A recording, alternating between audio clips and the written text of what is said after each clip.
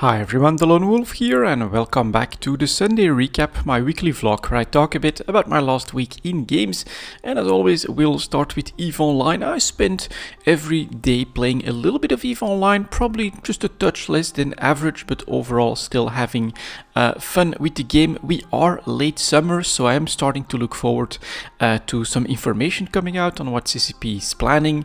We're starting to get like first bit of hints on all of that. We've got like a big news article that was dropped on the community site with like a new type of technology slash corporation. It's probably going to be integrated in the new player experience that CCP is working on, but we really don't know. It's all conjecture at this point, and it does look like, you know, we'll have some interesting information coming for EVE Online. When it comes to actual gameplay, I got the full skills for the Stormbringer with Tech 2 Vorton projectors, and I made a fit for it, gave it a little bit of a test, but yeah, it's unfortunately not going to work out as an exploration ship. It really lacks that high slot that would make it possible to also probe down the signature. So I took it out in a couple of anomalies just to see how it handles things. They are quite impressive once you get into anomalies with some bigger targets, you know, shoot at some cruisers and some destroyers, and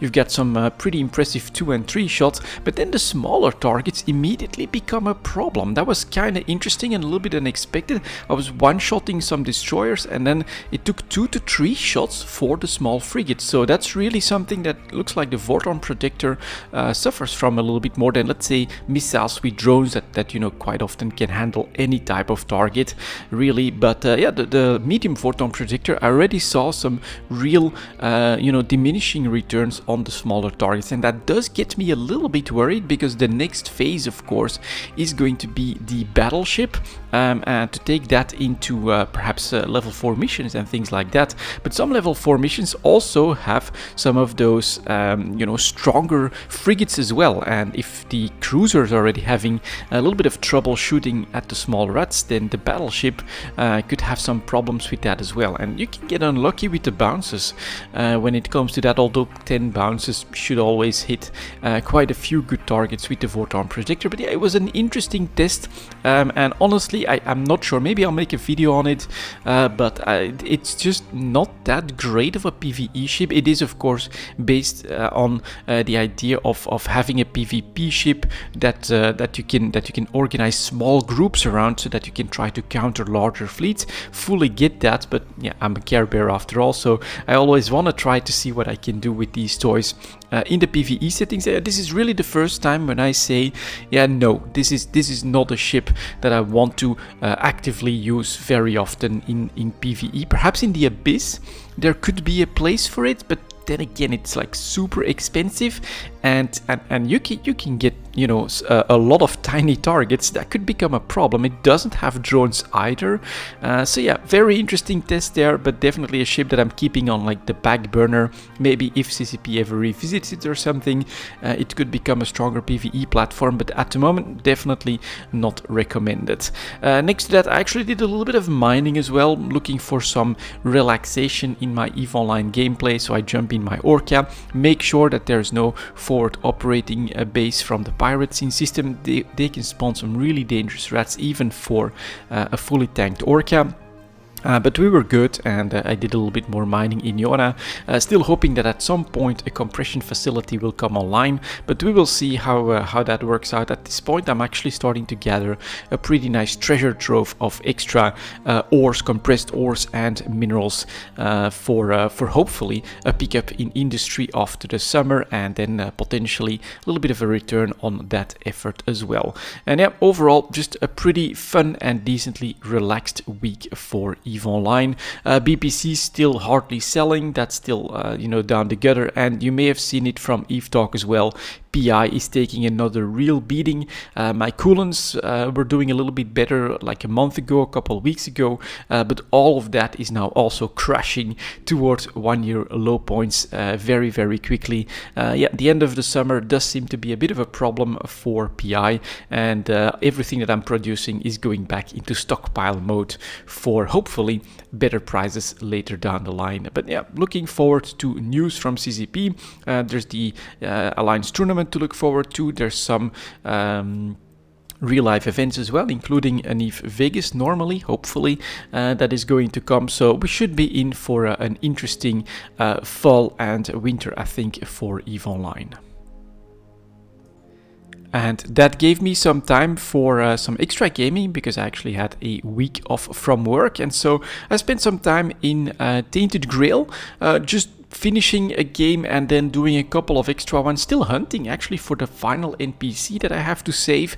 I also noticed that Tainted Grail got like an update, so there's a couple of different modes in there. Haven't really found the need to explore that just yet, but there's like an infinite mode or something like that.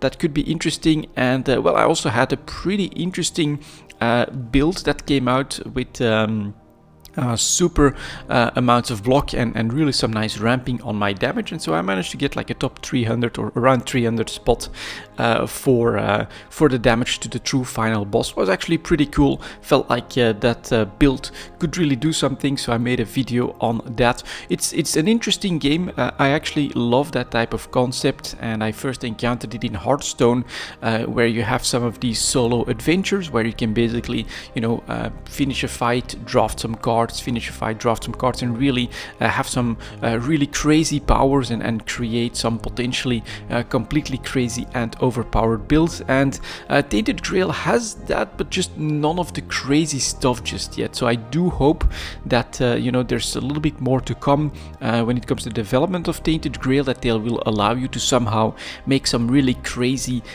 builds as well, perhaps with some crazy passives that you can get somehow in different ways or something like that.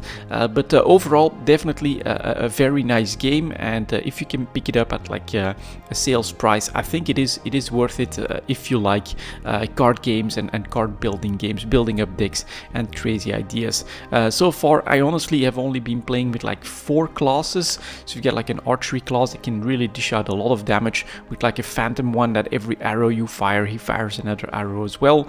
Then you got the Pathfinder, my favorite class now, lots of block, and every turn his damage just goes up and up and up, and you can do some really crazy stuff with that one as well. And then 2 summoners, the Blood Mage I think it's called, and then just a regular summoner. Actually pretty fun to do as well. Fill your board with minions, buff them up, and have them do all the work. It's just a really nice game. I actually recommend it, I would say, if you enjoy card games yourself. And this brings me to the last game that I've been playing, and that is a good amount of time, a lot of time I should actually say, in Path of Exile, building some more characters in the Expedition League. Definitely having fun exploring some options, and so one character that I've built is a block character that basically poisons with Cyclone and then summons the poison minion. What is it called? I'm not really sure. Herald of Agony, I believe it is called. Still stuck on not having a very good loot and very good currency. So I have 1 Exalted Orb at this point, but I don't want to waste it either. So I'm still waiting for like the character I want to invest a little bit in. And so I'm basically stuck on 4 links for all of my characters, except the first one. Which is like another one, a popcorn build where I've got exploding skeletons. Actually, I'm at like level 86 or something with that one, but yeah, I keep bumping into that same problem for me with Path of Exile. Once I get into the yellow maps, it gets tough, and I feel like it's becoming like super grindy if I want to you know, lift my character up into the red maps and then the real end game. And that's when I like switch off and go, all right, let's try another idea. And so first we had this block character. I really do like that concept, and then with the poison, most of my damage coming from Herald of Agony, it's actually working out decently well. Got a couple of deaths, mostly to inattention rather than having problems with the character. I would say that any real block character, full block character, is would be hardcore viable as well, with a little bit of attention. And then after that I actually created another character as well, where I try to have minions with the Reaper. So I've got easy to resummon minions, so I'm mostly summoning skeletons. I've got zombies as well. I'm actually just, you know, cycling through specters, because that Blood the Reaper does quite often just whack one of your minions to heal himself and to give himself like a little bit of a boost. He does a huge amount of damage. It's pretty interesting, but it is annoying gameplay to have to maintain all of those minions. And then at the moment I'm actually working on another character, which I saw was basically considered to be overpowered. I think it's called Forbidden Right, one of the new spells that does chaos damage, like lobs, chaos bolts, you could say, at enemies, and then there's like an AoE effect that does a lot of chaos damage.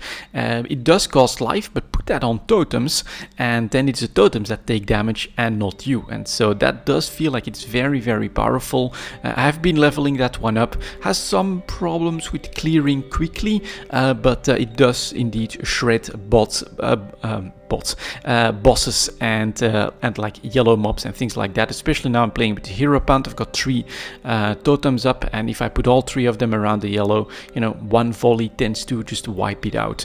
So that's definitely a pretty interesting one as well. And potentially for me, I always do look for a totem starter. I feel like Arc is really good, but I've tried it several times, Arc Totem, and for the hero punt, and I keep running into that problem. I get into yellow maps, and then I'm just not able to really progress that well. And this one does feel like potentially, because it's bosses then that really tend to destroy me.